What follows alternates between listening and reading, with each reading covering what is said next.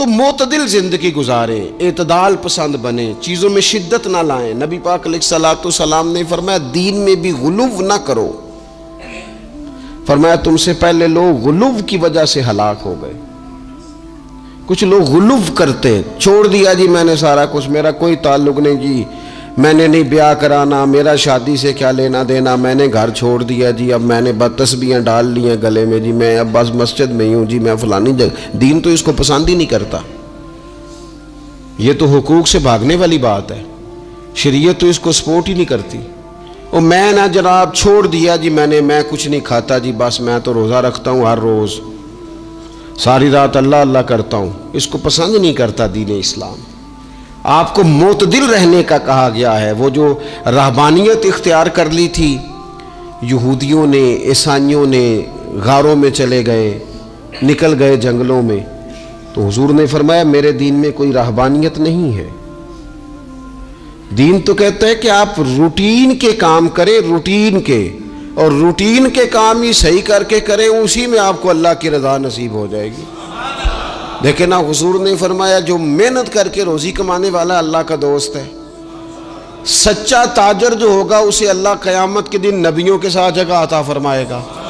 تو نبی پاک علیہ الصلوۃ والسلام نے تو سپورٹ کر دی، فرمایا جو تو کام کر رہا ہے یہی کرتے کرتے تجھے اللہ کا قرب نصیب ہو جائے، اسی کو صحیح کر کے کر۔ یہ جو غلو ہے، یہ جو شدت پسندی ہے، اسے منع کیا۔ نبی پاک علیہ الصلوۃ والسلام کے گھر میں 3 صحابہ کرام علیہم رضوان تشریف لے گئے۔ انہوں نے جا کے نبی پاک علیہ الصلوۃ والسلام کی عبادت کا حال پوچھا۔ چند صحابہ گئے تو ازواج مطہرات نے ارشاد فرمایا کہ محبوب گھر تشریف لاتے ہیں، کچھ وقت آرام کرتے ہیں، کچھ وقت ہمیں دیتے ہیں، کچھ وقت عبادت میں گزارتے ہیں۔ اب وہ تو گئے تھے جا کے یہ معلومات کریں گے اوہو کہ سرور کائنات تو ساری رات اپنے رب کو یاد کرتے ہیں۔ ہمارے ہاں بھی لوگ پیری مریدی کے سلسلے میں جب کہیں جاتے ہیں تو ان کا خیال ہوتا ہے کہ جو پیر صاحب ہوتے ہیں نا جی، نہ وہ روٹی کھائیں، نہ ان کے ہاتھ میں موبائل نظر آئے، نہ وہ ہنسیں، نہ انہوں نے اچھے کپڑے پہنے ہوئے ہوں، بالکل ایک فقیر آدمی، اور جب بھی ہم جائیں نا وہ تھوڑی، اور لوگ کرتے بھی ہیں یہ کام اللہ ماشاءاللہ، لوگوں کو دکھانے کے لیے وقتی طور پر بعض جگہوں پہ یہ سلسلہ ہوتا بھی ہے، لیکن یہ وہ نارمل زندگی نہیں جو ہمیں رسول پاک نے سکھائی ہے، یہ وہ دین نہیں کہ آپ بالکل کٹ گئے اور آپ حیرت انگیز بات کر رہے ہیں اور آپ جناب بالکل دنیا کا آپ سے کوئی تعلق ہی نہیں ہے۔ یہ تو رہبانیت ہے اور اسلام اس کو قبول نہیں کرتا۔ وہ صحابہ کرام علیہم رضوان نے نبی پاک علیہ السلام کے احوال شریفہ سنے تو وہ کہنے لگے کہ نبی پاک کے صدقے تو اللہ اگلے پچھلوں کو معاف کرے گا، حضور تو محبوب ہیں۔ یہ سن کے اب انہوں نے اپنے دل میں جو ارادہ کیا، کہنے لگے محبوب تو وراء الورا ہیں، لیکن ہم چونکہ گناہگار لوگ ہیں، عام آدمی ہیں، ہم اس طرح کریں گے کہ ہم ساری رات اللہ کی عبادت کریں گے۔ حضور تو محبوب ہے نا، چلو کچھ دیر آرام بھی کرتے ہیں، ہم ساری رات عبادت کریں گے۔ ایک نے کہا کہ بھائی میں تو ہر روز روزہ رکھا کروں گا نفلی۔ تیسرے نے کہا میں شادی نہیں کروں گا، میں ایسے ہی وقت گزاروں گا، تجرد کی زندگی گزاروں گا۔ رسول پاک علیہ السلام کو جب اس بات کی خبر پہنچی تو پتہ حضور نے تبصرہ کیا قربان جائیں، کیا انداز ہے گفتگو کا۔ محبوب فرمانے لگے یہ میں نے کیا سنا ہے کہ میں شادی نہیں کروں گا اور میں ہر روز روزہ رکھوں گا اور میں ساری رات ہی نفل پڑھوں گا، آرام ہی نہیں کروں گا۔ محبوب فرمانے لگے میں تم سب سے زیادہ اللہ کو جانتا ہوں اور میں تم سب سے زیادہ رب سے ڈرتا ہوں۔ حضور فرمانے لگے میں نے تو شادیاں بھی کی ہیں، میرے تو بچے بھی ہیں۔ حضور فرمانے لگے میں تو روزہ بھی رکھتا ہوں اور میں تو نفلی روزے چھوڑتا بھی ہوں۔ محبوب کریم علیہ الصلوۃ والسلام فرمانے لگے میں تو رات کو عبادت بھی کرتا ہوں اور آرام بھی کرتا ہوں۔ اللہ کے رسول صلی اللہ تعالیٰ علیہ وسلم ارشاد فرماتے فرماتے بات کہاں تک لے گئے؟ حضور فرمانے لگے اپنے یہ سارے طریقے، اپنی یہ سنت حضور بیان کر کے کہنے لگے سن لو بھائی، جس نے میری سنت سے منہ موڑا اس کا مجھ سے تعلق ہی کوئی نہیں، میرے طریقے پہ چلو، جو میں تمہارے لیے اسوہ چھوڑ کے جا رہا ہوں اس اسوے کو اپناؤ، اس طریقہ مبارکہ پر عمل کرو، اعتدال نہ چھوڑے کبھی بھی۔ غیر معتدل ہو جاتے ہیں لوگ، میں نے دیکھا ہے کہ وہ نا جب بندہ غیر معتدل ہو جاتا ہے تو چیزوں کا حسن ختم ہوتا ہے، اس کا وقار اٹھ جاتا ہے، اس میں تازگی نہیں رہتی۔ اس کے اندر وہ کیفیت نہیں رہتی. یہ دین کی بات ہے نا، تبلیغ ہے، یہ بھی حد سے زیادہ نہیں کرنی چاہیے. حضرت عبداللہ ابن مسعود رضی اللہ تعالیٰ عنہ سے لوگوں نے کہا تھا ہمارا دل کرتا ہے آپ روز واز کریں، روز تقریر کریں، ہم روز سنیں. تو آپ فرمانے لگے نہیں، ہفتے میں 3 دن بات کروں گا. اتنی بات کریں گے جو معتدل رہے، جو حد سے زیادہ نہ بڑھے. وہ ہمارے ہاں رواج ہے نا 2.5 گھنٹے کی تقریر کا، 3 گھنٹے کی تقریر کا، 4 گھنٹے کی تقریر کا. تو ہم سے لوگ کئی دفعہ کہتے ہیں اسی تے جے گل سمجھن لگے تو تسی ختم کر دیتی. تو میں نے کہا آپ شروع لیٹ ہوئے نا، ہم اللہ کے فضل سے پہلی بات سے شروع ہو گئے تھے. ہم نے وہ آدھا گھنٹہ تمہید پہ نہیں نہ لگایا. تجاوز نہ کریں چیزوں سے، اعتدال میں رہیں. دیکھیے اسلام ہمیں یہ کہتا ہے کہ تم کھانا کھاؤ، کلو وشربو، کھاؤ بھی پیو بھی، تمام جائز چیزیں کھانے کی اجازت ہے. لیکن نبی پاک علیہ السلام نے فرمایا کمر سیدھی رکھنے کے لیے کھاؤ. اور جب تمہارا بڑا جی چاہے نا پیٹ بھر کے کھانے کو، تو کریم فرمانے لگے پھر بھی 3 حصے کرو کھانے کے. ایک حصے میں ہوا ہو، ایک میں پانی ہو، اور ایک میں خوراک ہو. پھر بھی پیٹ بھر کے نہ کھاؤ. بلکہ اللہ کے رسول صلی اللہ تعالیٰ علیہ وسلم فرمانے لگے کسی نے اتنا برا برتن بھرا ہی نہیں جتنا کسی نے اپنے پیٹ کو بھرا. سب سے برا برتن تم نے بھرا. زیادہ کھائیں گے خواہشات زیادہ پیدا ہوں گی، زیادہ کھائیں گے نیند زیادہ آئے گی، زیادہ کھائیں گے غفلت زیادہ طاری ہوگی. لیکن کچھ لوگوں کا مقصد زندگی کھانا ہے. صبح کی پلاننگ الگ ہے، دوپہر کی الگ ہے، شام کی الگ ہے. آپ حیران رہیں گے کہ آپ اس ملک میں رہتے ہیں جس میں سب سے بہترین بزنس ہوٹل چلانے کا بزنس ہے. کھانے پینے کا کام کرو، یہ بھی بنا لو، یہ بھی بنا لو، اچھا بھلا کھا پی کے اس کے بعد فاسٹ فوڈ کا آرڈر دے دیا جاتا ہے. اور کھانے کے بعد کتنی ساری چیزیں. اب تو یہ میں کچھ عرصے سے دیکھ رہا ہوں اچھا بھلا کھانا کھاتے ہیں، اس کے بعد چائے کے ساتھ بسکٹ آ جاتے ہیں. میرا ایک غریب گھر سے تعلق ہے. ہم تو اس وقت چائے کے ساتھ بسکٹ کھاتے تھے، رس کھاتے تھے جب روٹی کوئی نہیں ہوتی تھی، یا روٹی کھانے کا پروگرام نہیں ہوتا تھا، کوئی پرہیز چلتی تھی. لیکن اب وہ لوازمات چائے کے ساتھ. اب تو لوگ چائے کا، اب جی آپ کا کھانا نہیں پکانا، چائے پکانی ہے تو چلو ٹھیک ہے چائے پک گئی. اب وہ چائے پک رہی ہے، اس کے ساتھ جناب بھنا ہوا گوشت پڑا ہے، اس کے ساتھ پیزا آ گیا ہے، اس کے ساتھ فلانی چیز آ گئی. یہ کیا ہے جی؟ اچھا پھر وہ خواہش بھی ہوتی ہے بعض میزبانوں کی کہ اب یہ تعریف بھی کریں. وہ سارا کچھ رکھ کے تو ساتھ یہ بھی کہہ رہے ہوتے ہیں تو چونکہ روٹی ڈاک چھڑی سی، لہذا پھر ہم نے نا یہ سارا کچھ کیا ہے. یعنی وہ کہہ رہے ہوتے ہیں کہ مہمان اب یہ کہے کہ او ہو آپ نے تو بڑا تکلف کر دیا ہے، اس کی کیا ضرورت تھی. تو کئی مہمان میری طرح کے بڑے پکے ہوتے ہیں، جو روز کے مہمان ہوتے ہیں نا بڑے پکے ہوتے ہیں، وہ تعریف شریف کوئی نہیں کرتے. وہ صاف ہی بات کرتے ہیں کہ تسی ایک شے رکھ دے تھے اسی بھی چج نال کھا لیں دے. اب تو یہ چکھنے چکھانے کا ہی ماحول ہے. کوئی ایک رکھتے یا ہماری مرضی کی رکھتے یا پوچھ لیتے کہ اس ٹائم روٹی کھانی ہے تو چلو ہم کھاتے. یہ لوازمات ہیں، یہ تکلفات ہیں. اس میں گھر والے بھی تکلیف میں، پیسہ بھی بعضوں کا ضائع. آپ کھانے کے لیے زندہ نہ رہیں، زندہ رہنے کے لیے کھانا کھائیں. اپنی طبیعت میں بوجھ نہ بنائیں کسی قسم کا.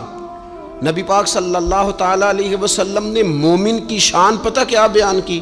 فرمایا کافر اور منافق 7 آنتوں سے کھاتا ہے اور مومن 1 سے کھاتا ہے. اتنا فرق ہے کافر منافق کے کھانے میں اور مسلمان کے کھانے میں. 6 گنا کم روٹی کھاتا ہے مسلمان، 6 گنا کم. حضرت عمر فاروق ملک کے شام میں حضرت ابو عبیدہ بن جراح سے ملنے کے لیے گئے تو کہنے لگے اتنی دور سے آیا ہوں، سپہ سالار روٹی تو کھلا. تو انہوں نے اپنے بیگ سے رات کا خشک ٹکڑا کھانے کا نکالا اور پانی کا پیالہ دے کے کہنے لگے عمر یہ لو کھا لو. تو حضرت فاروق اعظم کہنے لگے یہی وہ مزیدار روٹی تھی جس کے لیے میں تیرے پاس آیا تھا، یہی وہ کھانا تھا، میں تلاش کر رہا تھا کہ یہ تمہیں ملے گا. کدھر گئے وہ لوگ جو رات کے کھانے میں فریج بھی نہیں ہوتی تھی، رات کے کھانے میں تھوڑا پانی ڈال دیا اماں نے، اس کو 3-4 دفعہ ابال لیا.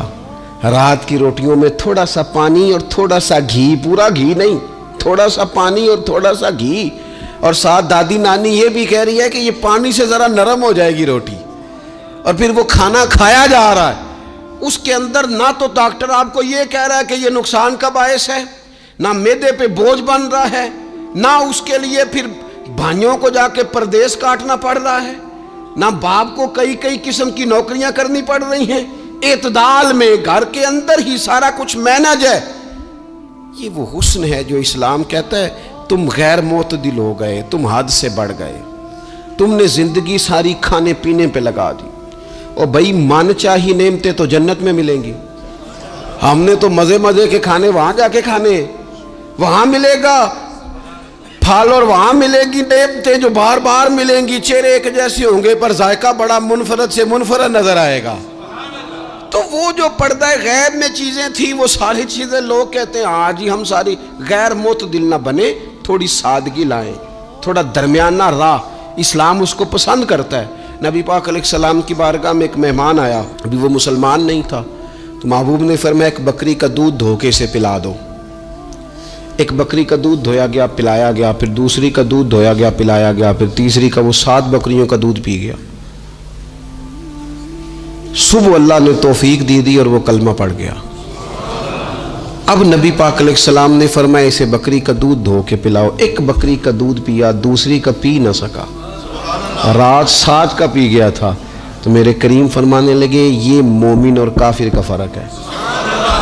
جب تک یہ حالت کفر میں تھا 7 بکریوں کا دودھ پی گیا، اب یہ مومن ہوا ہے تو اللہ تبارک و تعالی نے ایک دودھ کے ساتھ ہی اسے سیر فرما دیا ہے۔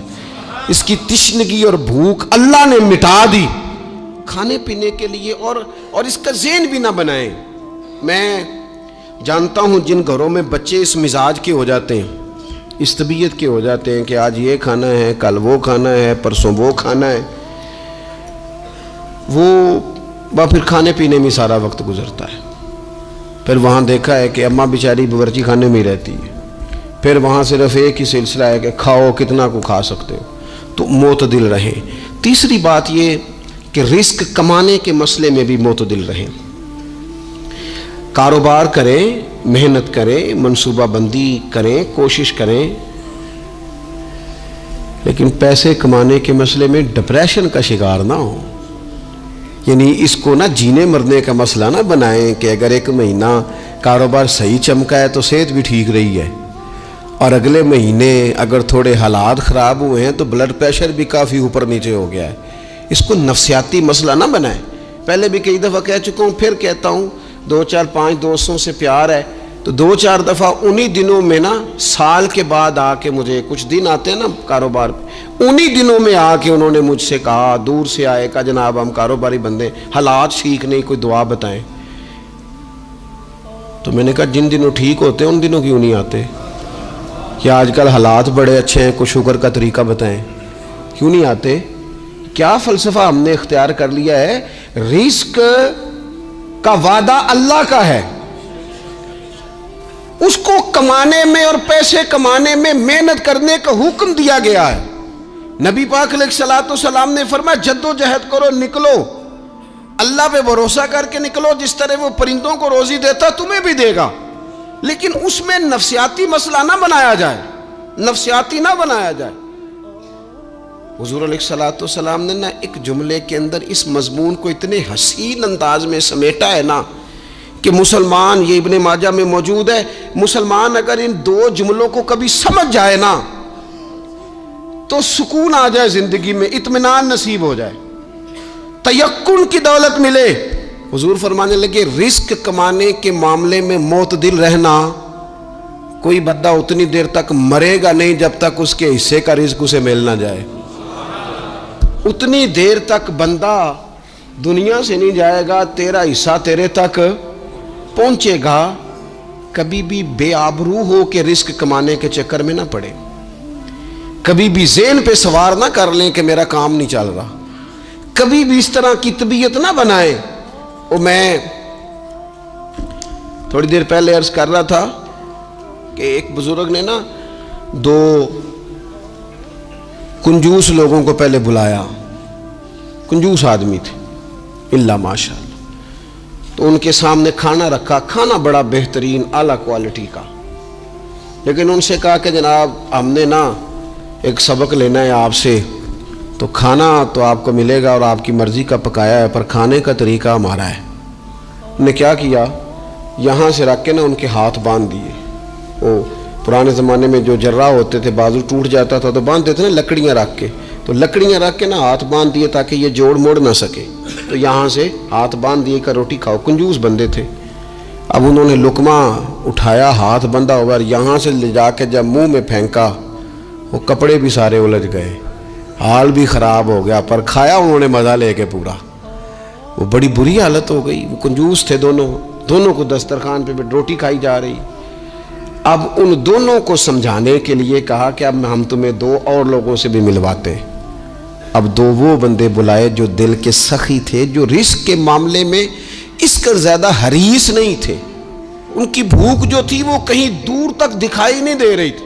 انہوں نے کہا جناب ادھر آئیں آپ دونوں بھی۔ ان کے بھی ہاتھ باندھ دیے گئے۔ کہا آپ نے روٹی کھانی ہے، آپ نفیس لوگ ہیں، ناراض نہ ہوئیے گا، سخی بندے ہیں، پر کھانا آپ نے کھانا ہے، پر ہماری مجبوری ہے، ہم نے آپ کے ہاتھ باندھ کے روٹی دینی ہے آپ کو۔ وہ دو بندے بھی آمنے سامنے بٹھا دیے گئے، کھانا چن دیا گیا، ہاتھ یہاں سے باندھ دیے گئے، لیکن وہ سخی تھے۔ انہوں نے کہا جناب کوئی مسئلہ نہیں، اللہ تعالیٰ توفیق دے گا۔ انہوں نے کیا کیا، وہ لقمہ لگاتے اور ایک دوسرے کے منہ میں ڈالنا شروع کر دیتے۔ کھانا بھی کھا لیا، کپڑے بھی بچ گئے، نفاست بھی قائم رہ گئی، اور کسی قسم کی کوئی پریشانی آئی۔ کام خاصا مشکل ہے کسی کے منہ میں لقمہ دینا، یہ کام بڑا مشکل ہے، یعنی کھانا آ جائے، پک جائے، پاس پہنچ جائے، اور پھر اسے توڑ کے بنا کے اتنی محنت کر کے دے کسی کے منہ میں دینا۔ لیکن یہ دے کے دیکھو کپڑے بچ جائیں گے انشاءاللہ، نفاست نظر آئے گی، حسن نظر آئے گا، خوبصورتی نظر آئے گی، اس میں لطافت محسوس ہوگی، اس میں لگے گا کہ یہ بندہ ایسا ہے جسے اللہ تعالیٰ نے اپنے فضل سے عطا فرمایا ہے۔ تو غیر معتدل طریقہ بندے کو رسوا کر دیتا ہے، رسوا کر دیتا ہے۔ وہ مال کمانے تو نکلتا ہے لیکن وہ کمزور ہو جاتا ہے، اس کا مزاج اور طرح کا ہو جاتا ہے۔ میں نے دیکھا ہے، وہ جناب ساری دنیا چھٹی پہ ہے لیکن اس نے کہا چلو آج میں دکان کھول لیتا ہوں، گاہک کہیں بھی نہیں آئے گا تو چلو سارے آج مجھے مل جائیں گے۔ ایسا نہیں ہوتا، رزق اللہ نے تقسیم فرمایا ہے، اور جس کا ہے وہ اس تک پہنچ جاتا ہے۔ تو غیر معتدل طریقہ اور رسوائی والا طریقہ کبھی بھی اختیار۔ اسی طرح کا معاملہ سخاوت میں ہے۔ نبی پاک علیہ الصلوۃ والسلام نے فرمایا کہ جب صبح دن چڑھتا ہے تو فرشتے دعا کرتے ہیں، کہتے ہیں یا اللہ سخی کو زیادہ عطا فرما، اسے زیادہ دے۔ حضور فرماتے ہیں جو سخی ہوتا ہے نا، یہ لوگوں کے بھی قریب ہوتا ہے، اللہ تعالیٰ کے بھی قریب ہوتا ہے، اور جنت کے بھی قریب ہوتا ہے۔ اور یہ جو کنجوس ہوتا ہے یہ لوگوں سے بھی دور ہوتا ہے، اللہ تعالیٰ سے بھی دور ہو جاتا ہے، جنت سے بھی دور ہو جاتا ہے۔ سخاوت بڑی اعلیٰ چیز ہے، لیکن اس میں بھی معتدل رہنے کا کہا گیا ہے۔ معتدل، کچھ لوگ ایسے ہیں جو سخی نہیں ہوتے، یہ میں کوشش کروں گا تشریح آپ کے ذہن کے مطابق کر لوں۔ سخی مزاجن سخی، لیکن اگر کبھی چڑ جائے نا، وہ جتنے مرضی پیسے لے لو ان سے، مزاج میں سخاوت نہیں، لیکن اگر طبیعت ہے اس طرح کی کہ اگر ان کا ذہن آ گیا نا، کبھی کہیں کسی نے تعریف کر دی ہے، پوری خوشامد اس نے کر لی ہے، تو پھر تو جناب ساری جیب بھی آپ خالی کرا دیں۔ یہ مزاج کی سخاوت نہیں ہے، یہ تو آپ کی طبیعت کا وہ ابال ہے کہ اگر کسی بندے کو پتہ چل گیا ہے کہ کس طرح کر کے آپ قابو آتے ہیں تو پھر وہ روز استعمال کرے گا، اور یہ ہوتا ہے، یہ ماحول ہوتا ہے۔ میں چونکہ مذہبی ماحول سے تعلق رکھتا ہوں، میں نے خود یہ دیکھا ہے کہ کوئی شخص اگر اس نے زیادہ بڑا منہ کھول کے لوگوں سے مانگنا شروع کر لیا ہے تو پھر تو جناب بڑی بات ہے، مہنگا آدمی۔ اور اگر کوئی اپنی وفاداری قائم رکھتا ہے، خوشامد نہیں کر سکتا، اس کی طبیعت نہیں ہے کہ وہ 20-50 لوگوں کی خوشامد کرے، 10 کو حاجی صاحب کہے، 20 کو عاشق رسول کہے، اور 30-35 کو کہے جناب بڑی بات ہے، ہم نے تو بڑا دیکھا ہے، آپ تو بڑے بہترین لوگ ہیں۔ تو پھر جناب وہ اگر یہ کام اسے کرنا آتا ہے تو پھر اس کا مطلب ہے اسے دہاڑی بھی اچھی لگانی آتی، پھر اس کی آواز کا بھی زیادہ سریلا ہونا ضروری نہیں، پھر اللہ تعالیٰ معاف فرمائے، پھر بس ٹھیک ہے، اب میں کیا اس پر تبصرہ کروں، پھر تو ہم دیکھ رہے ہوتے ہیں جس کو وہ عاشق رسول کہہ رہے ہوتے ہیں نا، اور ایسی خطرناک۔ میرے سامنے ایک نعت خواہ ایک صاحب سے کہنے لگا، نعت حضور کی پڑھی جا رہی ہے، کبھی شعراء ایک کام کرتے تھے، وہ کہتے تھے شعر تیری نظر ہے، وہ غزل کا شعر ہے یا کوئی ایسا شعر ہے، لیکن ایک شعر ہے نعت کا، اس میں تو حضور کی تعریف ہے. نبی پاک کی تعریف کا شعر کسی بندے کی نظر کیسے ہو سکتا ہے جب اس میں ذکر ہی رسول پاک کا ہے؟ تو وہ نعت خان صاحب کہنے لگے، بندہ سامنے بیٹھا ہے تھوڑا بہت میں بھی اسے جانتا ہی تھا، تو اسے کہنے لگے حاجی صاحب یہ شعر تہاڈی نظر ہے. میں انہوں آکھیا تو مہربانی کر ایدی نظر کوئی اور شے کر لیا، یہ تو نعت ہے حضور کی، یہ نبی پاک کے لیے ہی رہنے دے، اس کی نظر تو نے کر دی ہے. تو نالے میں کیا ہے حاجی جنی دیر تک پیچھے بیٹھا سی انہیں دیر تو نظر کیتی نہیں، ان دتھیاں لے کے سامنے آئے تو نظر نیاز شروع کر لی. نہ کریں یہ کام، اس سے کوفت پہ. اور آپ یقین کریں، میں ذمہ داری سے کہتا ہوں، یہ کام کرنے والا بھی تنگ ہوتا ہے، اور جس کے لیے کر رہا ہوتا ہے پتہ اسے بھی سارا ہی ہوتا ہے کہ چکر کیا چل رہا ہے، سب پتہ ہوتا ہے. تو اس تکلف میں جب انسان کام کرتا ہے تو کہاں تک بات جاتی. سخاوت کرے لیکن چڑھ کر کوئی کام نہ کرے. نبی پاک علیہ الصلوۃ والسلام نے فرمایا، حضور فرمانے لگے اس طرح خیرات نہ کرنا کہ تمہارے اپنے بچے بعد میں لوگوں کے سامنے ہاتھ پھیلاتے پھرے.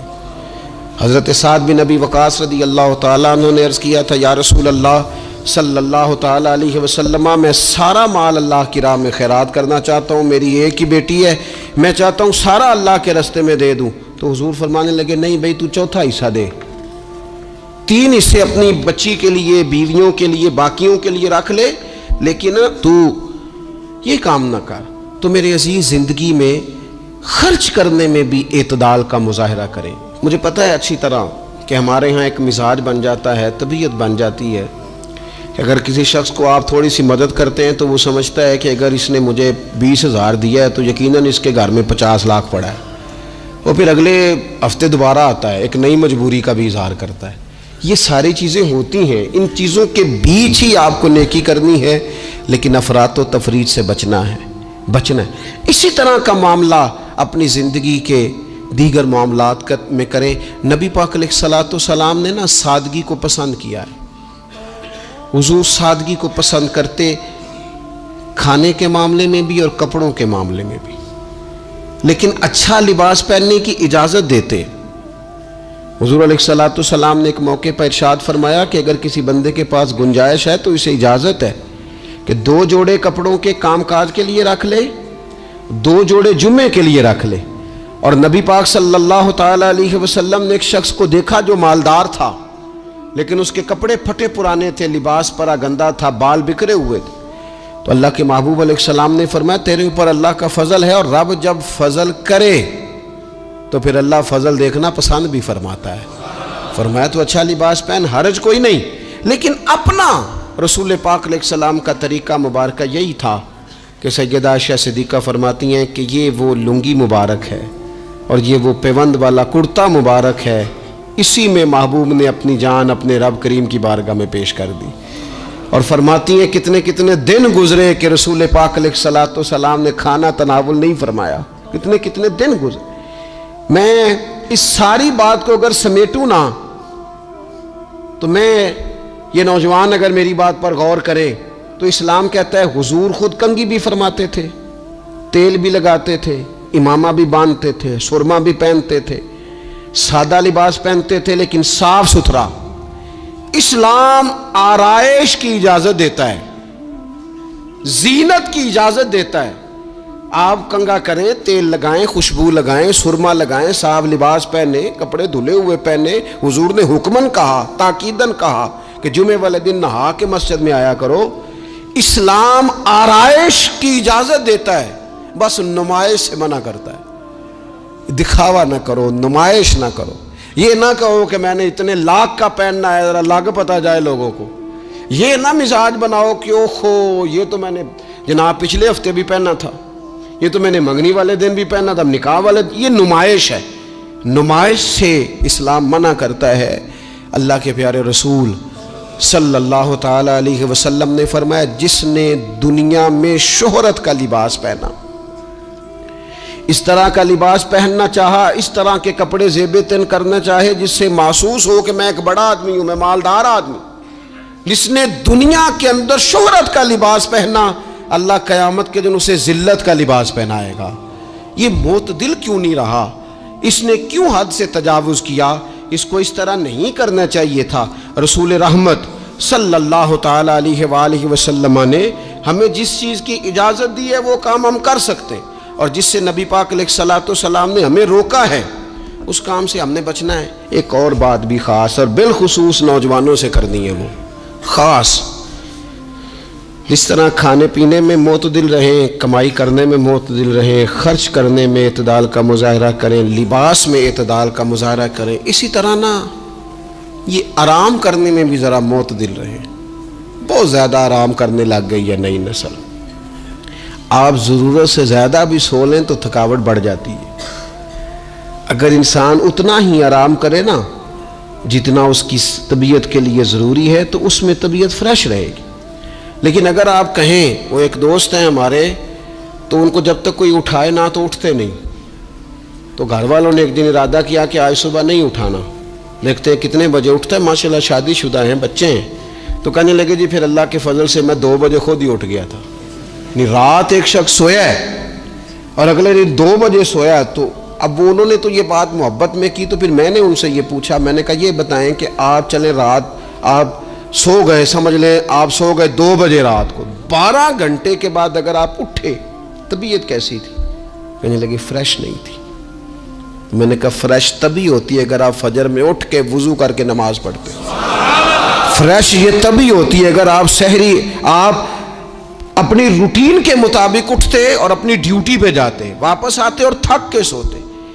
بہت زیادہ آرام پسندی، اور جب سے یہ ساتھ موبائل اٹیچ ہوا ہے، ایک کونا مل جائے، ایک تکیہ مل جائے اور موبائل کی بیٹری موجود ہو اور سروسز اس کی ساری ٹھیک ہو، پھر ہمیں آواز کوئی نہ دے، اس سے کیا ہوتا ہے؟ وجود بالکل سست ہو جاتا ہے۔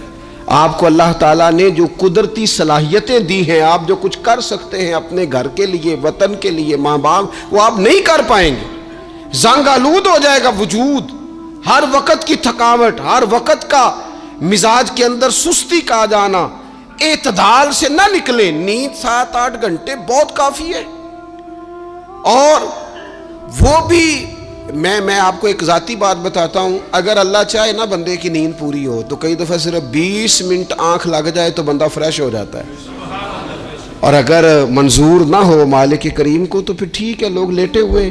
اللہ کے پیارے رسول صلی اللہ تعالیٰ علیہ وسلم نا بہت زیادہ آرام طلبی کو پسند نہیں کرتے، مسلسل جد و جہد، گھر آئے کچھ دیر آرام کیا، نماز شروع کر لی، حضور تہجد میں اٹھ گئے، پھر حضور فجر میں اٹھ گئے، دوپہر میں تھوڑا سا آرام فرماتے تاکہ رات کو بیدار رہنا آسان ہو، لیکن بہت آرام پسندی۔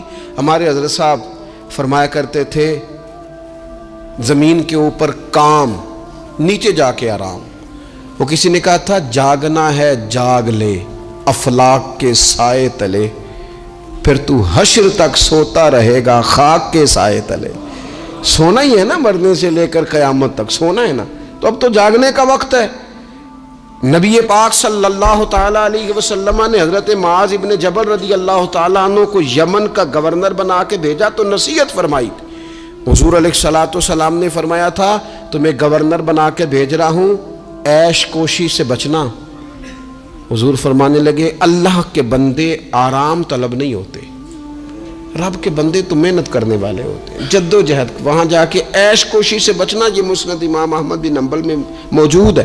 یہ جو آرام ہے نا، ہمیں بلائے کوئی نہ، آواز کوئی نہ دے، وہاں مرضی سے اب تو چھٹی ہے جی، اب تو میں نے سویرے اٹھنا ہی نہیں، او بھائی ڈھیر سارے کام ہیں جو چھٹی والے دن کرنے کے، ڈھیر ساری ذمہ داریاں ہیں جو چھٹی والے دن پوری کرنے کی۔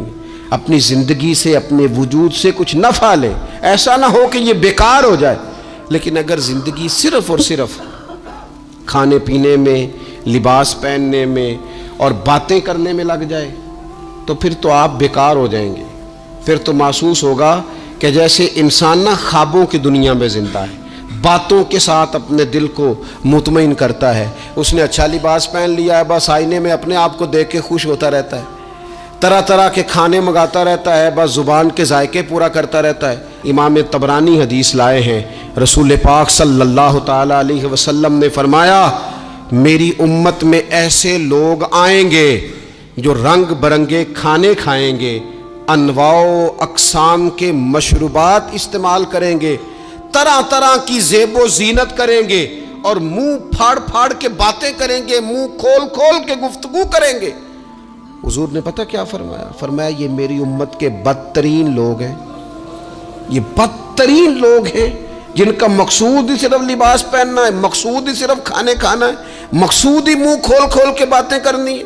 ان لذات میں جو لوگ پوری طرح الجھ گئے، کوئی خیر کا کام ہی نہ کر سکے، کوئی مقصد زندگی کی طرف ہی نہ بڑھ سکے، یہ بدترین لوگ ہیں۔ عزیز دوستو، ان تین چیزوں میں ڈھیر سارے لوگ، اللہ تعالیٰ معاف کرے اللہ ماشاء اللہ، اللہ سب کو محفوظ رکھے، اپنی زندگی کو ضائع کرتے دکھائی دیتے ہیں۔ یا تو کھانے پینے کا شوق ہے، یا لباس کی زیب و زینت کی طرف توجہ ہے، یا بس نشستن گفتن برخاستن بیٹھے ہیں اور باتیں کی ہیں اور اٹھے اور اتنی باتیں کی ہیں، اتنی باتیں کی ہیں، اس میں بھی کوئی اعتدال نہیں۔ بہت زیادہ بولنے سے وقار چلا جاتا ہے، بہت زیادہ باتیں کرنے سے باتوں کا حسن ضائع ہوتا ہے، بہت زیادہ بولنے والے کے جملے قیمتی نہیں رہتے، بہت زیادہ باتیں کرنے والا آدمی بے وزن اور بے وقت ہونے لگتا ہے، بغیر مانگے مشورہ دینے والے لوگوں کے مشوروں کو لوگ ردی کی ٹوکری جاننے لگتے ہیں۔ اپنی زندگی کو اگر وزادار اور باوقار بنانا چاہتے ہیں تو ذرا لباس میں بھی سادگی ہو، اللہ کی ہر نعمت خوش دلی سے استعمال کی جائے، سادہ کھانا بھی ملے تو رب کی عطا سمجھ کے رغبت کے ساتھ شوق کے ساتھ اسے استعمال کیا جائے، مجلس میں بیٹھا جائے تو سیکھنے کی کوشش کی جائے، دوسروں کی باتوں کو سنا جائے۔ اللہ تعالیٰ نے نا کان دو دیے ہیں، زبان ایک دی ہے، معنی کیا ہے؟ ڈبل سننا چاہیے اور سنگل بولنا چاہیے، دو گنا سنیں اور اس سے آدھی گفتگو کریں۔ اور ہمارے حضرت تو فرمایا کرتے تھے اپنے جملوں کو چھوٹا کرو، جو بات تھوڑے جملوں میں کہی جا سکتی ہے اسے لمبے جملوں میں نہ کہو، ہر بات کی وضاحت کرنا اور ہر بات کا پس منظر بیان کرنا اور بات کو اتنا لمبا کر دینا کہ اصل بات ہی اس میں سے رہ جائے، بیچ میں سے مدعا ہی ختم ہو جائے، آنے کا مقصد ہی کسی کو سمجھ میں نہ آئے، اس سے بھی انسان اعتدال کا رستہ چھوڑتا ہے۔ تو فرمایا وَلَا تَعْتَدُوا، حد سے نہ بڑھو، إِنَّ اللَّهَ لَا يُحِبُّ الْمُعْتَدِينَ، اللہ حد سے بڑھنے والوں کو پسند نہیں کرتا۔ اللہ تبارک و تعالی ہمیں دین کا جو حسن ہے اعتدال پہ رہنا اس پہ ہمیشہ قائم رکھے۔ آخر دعوایا ان الحمدللہ رب العالمین۔